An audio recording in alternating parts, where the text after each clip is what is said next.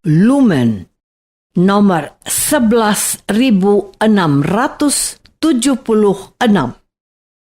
24 Juli 2024.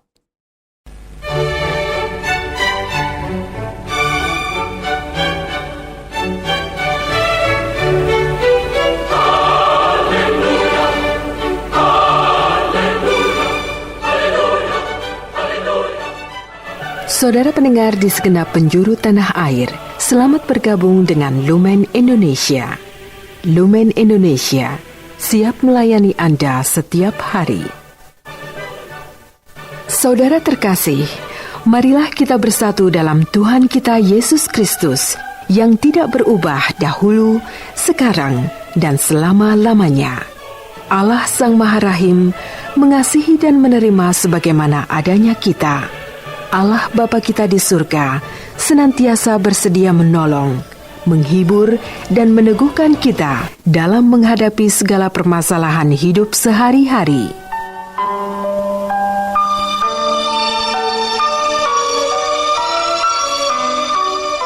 Saudara-saudari, marilah kita mendengarkan renungan dengan judul Sabda yang Ditaburkan.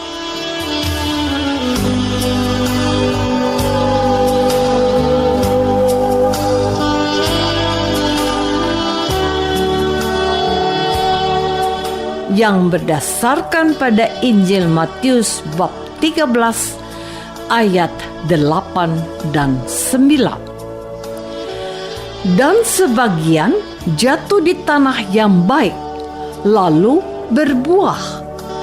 Ada yang 100 kali lipat, ada yang 60 kali lipat, ada yang 30 kali lipat. Siapa bertelinga, hendaklah ia mendengar.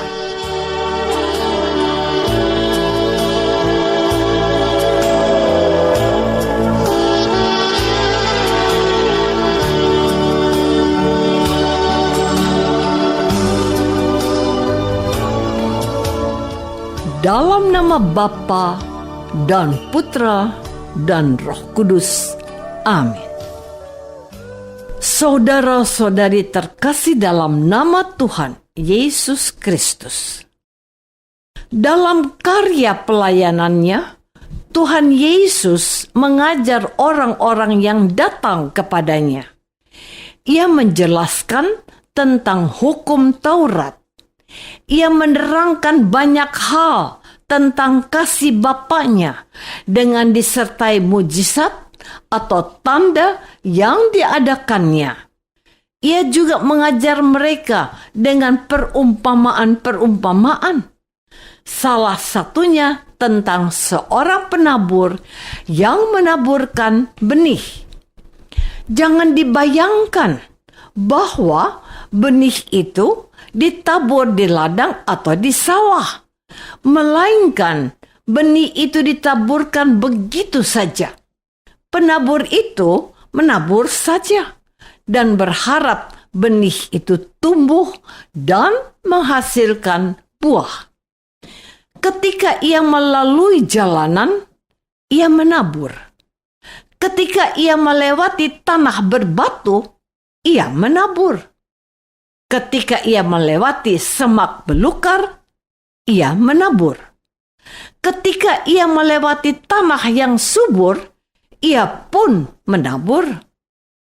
Tuhan Yesus menambahkan dalam perumpamaan itu tentang nasib benih yang ditaburkan begitu saja itu. Ada yang dipatuk burung, ada yang tidak tumbuh baik dan layu, ada yang susah tumbuh dan terhimpit, tapi ada juga yang bertumbuh subur dan menghasilkan buah melimpah. Saudara-saudari terkasih, apa arti dari perumpamaan itu? Tuhan Yesus lalu menjelaskan bahwa benih yang ditaburkan itu adalah firman Tuhan. tanah yang menerimanya adalah hati manusia. Tiap-tiap orang yang menerima belum tentu menyambut dengan baik dan menyimpannya dengan benar juga. Orang yang benar firman Tuhan itu, cara penerimanya berbeda-beda. Ada yang mendengar firman, tetapi ketika ditanya, apa isi firman itu? Dijawabnya ringan saja, lupa. Ada juga yang sudah mendengar dengan gembira, tetapi mereka tidak memeliharanya dan juga tidak melaksanakannya. Mereka mendengar, tetapi tidak mempraktekkannya. Ada juga yang sudah mendengar dengan sungguh-sungguh, tetapi mereka tidak tumbuh dalam hidup rohaninya.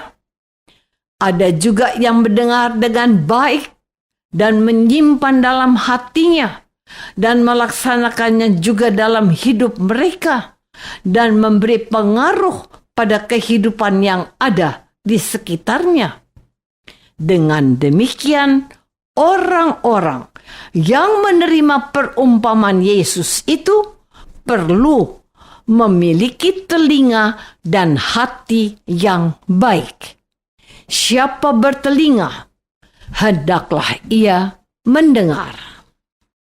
Saudara-saudari terkasih, mari kita cek dan recheck tentang hal-hal yang dimaksudkan oleh Tuhan Yesus di masa kita dewasa ini.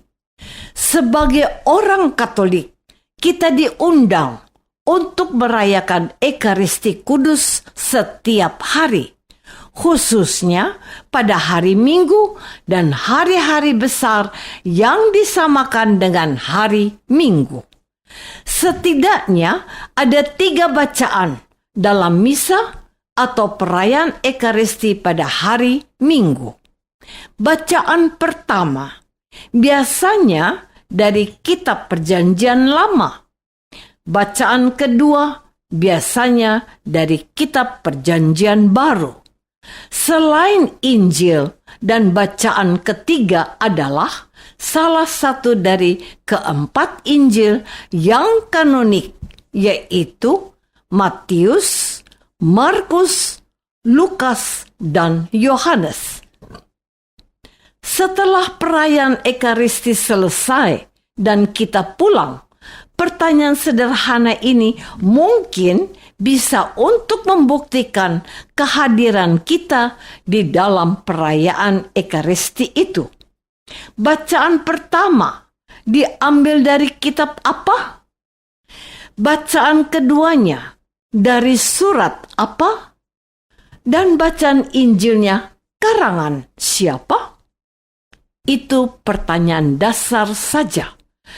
Kalau yang ini saya belum bisa kita jawab, apalagi isi dari bacaan-bacaan itu apa? Bacaan firman itu ada kalanya diterangkan oleh imam dalam homili atau khotbah. Apakah masih ingat isi khotbahnya? Apa yang dapat kita bawa pulang untuk diterapkan dalam kehidupan kita sebagai orang Katolik? Yesus menghendaki apa dari hidup kita? Kalau kita tidak hadir dengan kesadaran dan mendengarkan firman yang diwartakan, maka dampaknya terhadap kehidupan kita pun hampir dipastikan tidak ada. Saudara-saudari terkasih, oleh Tuhan Yesus hari ini, dan sebagian jatuh di tanah yang baik lalu berbuah. Ada yang 100 kali lipat, ada yang 60 kali lipat, ada yang 30 kali lipat. Siapa bertelinga, hendaklah ia mendengar. Kehadiran kita secara penuh sadar, dan aktif dalam merayakan liturgi Ekaristi atau ibadat sabda di lingkungan kita masing-masing sangat menentukan buah-buah yang dihasilkan untuk kehidupan kita. Kita sudah datang ke gereja untuk merayakan Ekaristi. Itu sudah baik. Kita sudah hadir dalam pertemuan lingkungan. Itu juga sangat dianjurkan. Akan tetapi, ketika kita tidak mendengarkan firman dengan baik dan meresapkannya dengan penuh kerendahan hati, dampak dari firman itu bagi kehidupan kita dapat diragukan. Iman itu timbul dari pendengaran. Ketika kita tidak menyediakan hati dan pendengaran kita dengan penuh konsentrasi dan minat yang penuh cinta, maka dampak yang dihasilkannya pun kurang. Melalui berbagai kesempatan, Gereja Katolik secara melimpah mewartakan firman Tuhan, terutama Injil Suci. Yang mau disentil dan ditegurkan kepada kita hari ini. Bagaimana kita menyediakan telinga kita untuk menyambut firman itu? Marilah kita bersyukur atas limpahan firman Tuhan yang disediakan untuk kita supaya kita menghasilkan banyak buah.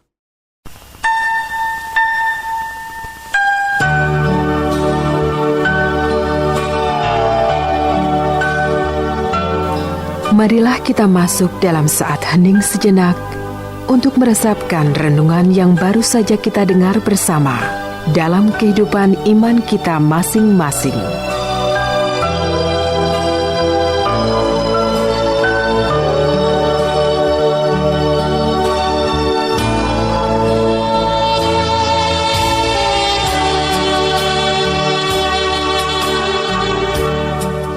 Apakah aku sudah secara sadar, penuh minat, dan aktif mendengarkan firman Tuhan? Marilah kita berdoa. Bapa yang Maha Baik, kami berterima kasih karena melalui perumpamaan tentang penabur ini, Tuhan Yesus mengingatkan dan menyentil kami untuk bersungguh-sungguh menyambut kehendak-Mu dalam firman-Nya yang disabdakannya. Bantulah kami menyediakan telinga dan hati kami untuk itu demi Kristus Tuhan kami. Amin. Semoga kita semua selalu dinaungi dan dibimbing oleh berkat Allah yang Maha Kuasa. Dalam nama Bapa dan Putra dan Roh Kudus. Amin.